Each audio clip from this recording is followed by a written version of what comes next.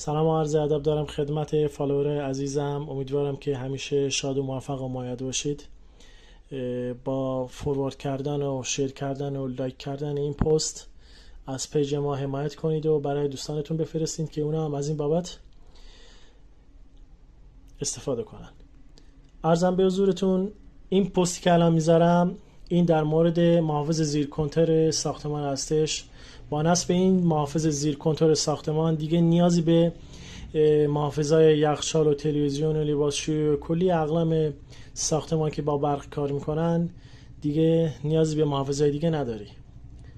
من الان مستقیم برق رو از فازونول شهری گرفتم و منتظرم که تایم این محافظ زیر کنتور تموم بشه و لامپمون روشن بشه. نگاه کنید.